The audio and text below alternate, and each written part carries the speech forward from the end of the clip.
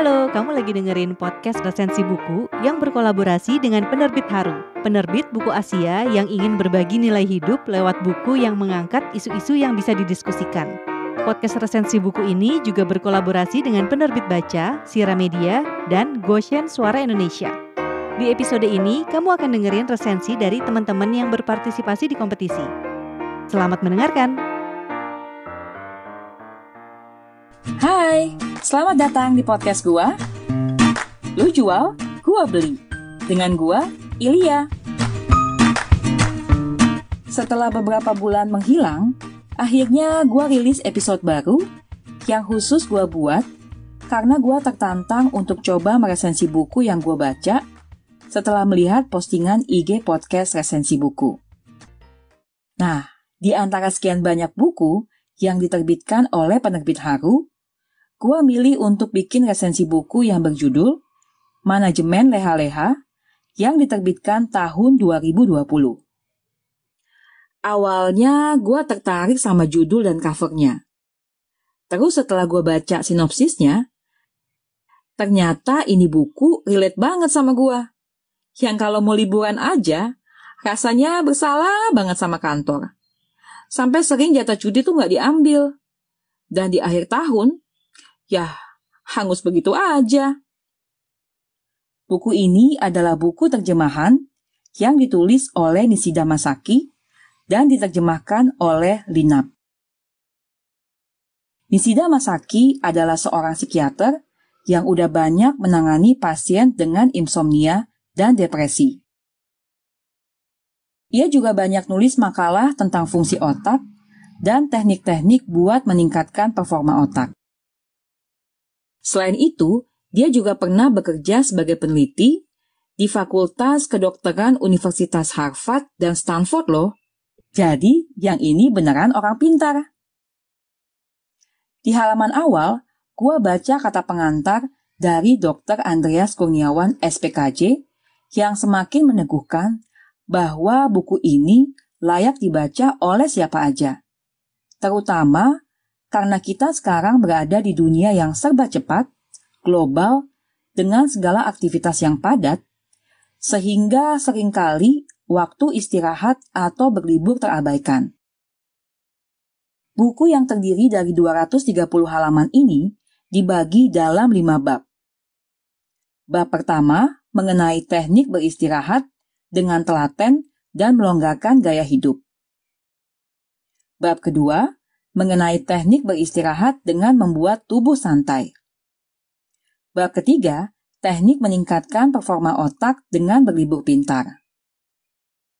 Bab keempat, mengenai teknik beristirahat dari hubungan antar manusia. Dan bab terakhir, mengenai teknik beristirahat dari hal yang harus dilakukan. Nah, karena semuanya berisi tentang teknik-teknik, jadi buku ini bukan hanya sekedar teori, tapi hal-hal yang bisa kita praktekkan.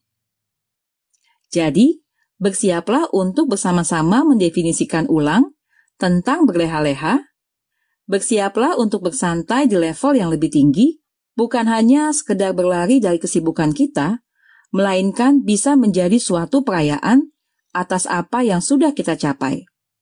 Dikutip dari paragraf terakhir, kata pengantar oleh Dr. Andreas Kurniawan, SPKJ. Di bagian prakata buku ini, Nishida Masaki menggambarkan situasi saat ini, di mana inovasi teknologi malah berbalik melahap hari libur kita. Padahal, seharusnya teknologi itu digunakan untuk meningkatkan kualitas kehidupan orang-orang bekerja seperti kita.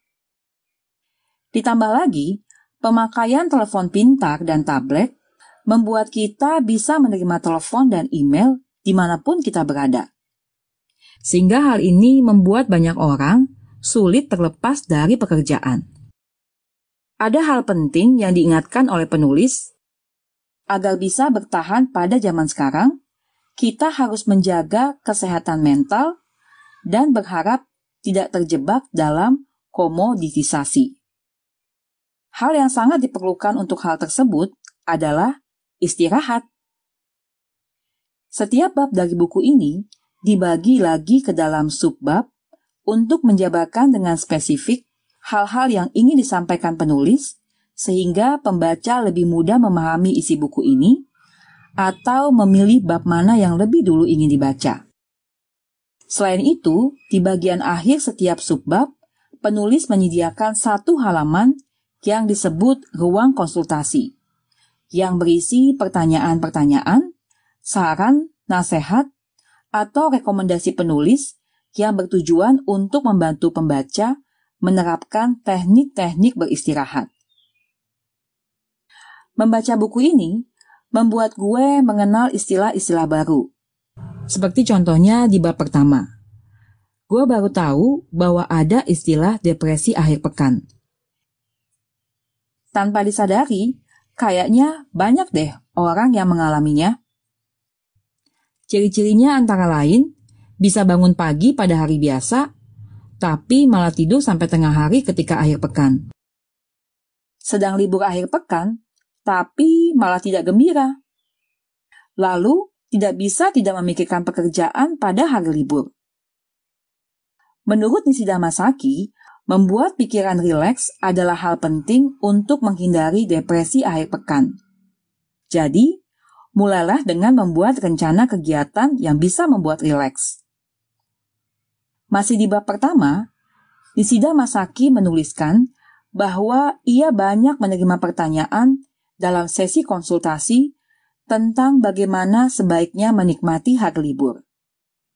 Menurutnya, masalah ini sering ditanyakan oleh pasien yang baru kembali bekerja setelah mengalami depresi, dan orang yang mengalami depresi akhir pekan yang ditandai dengan ketergantungan atau kekhawatiran terhadap pekerjaannya.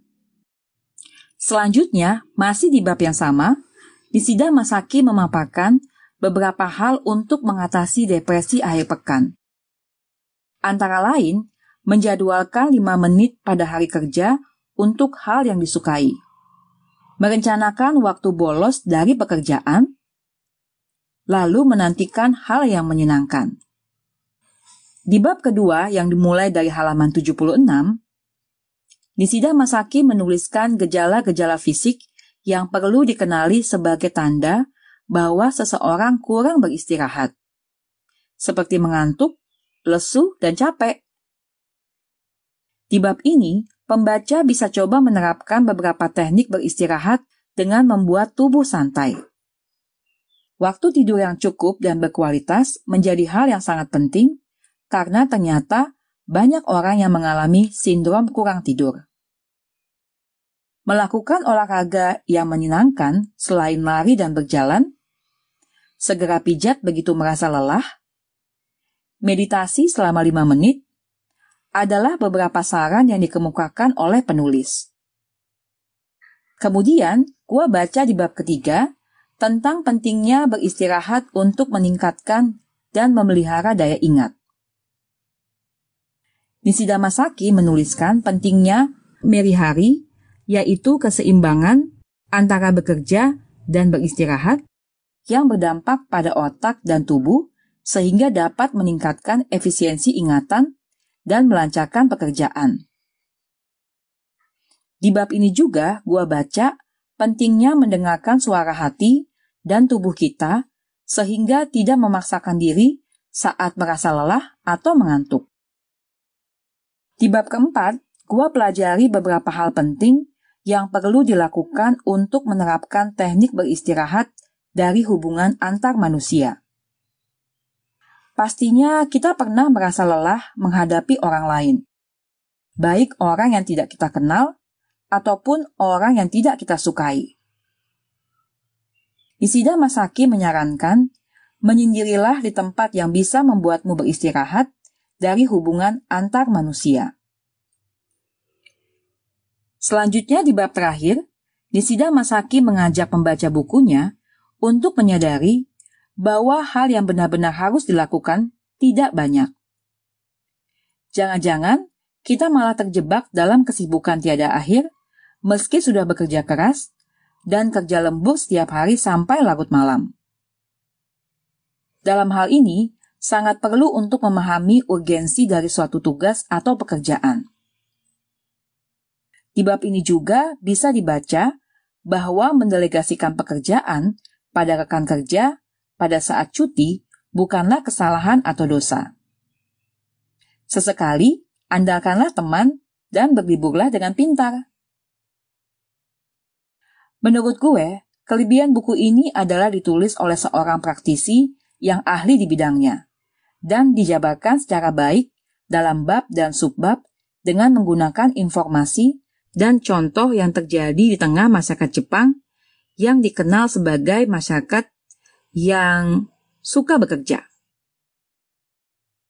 Penjabaran yang sistematis juga membuat isi buku ini mudah dipahami dan diikuti alurnya.